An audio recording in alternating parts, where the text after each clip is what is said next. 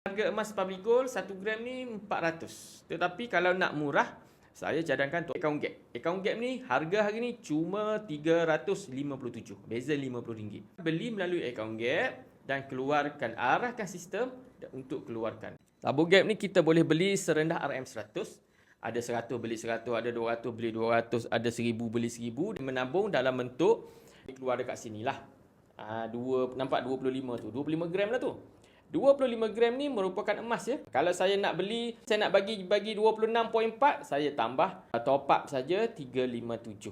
Dia jadi 26.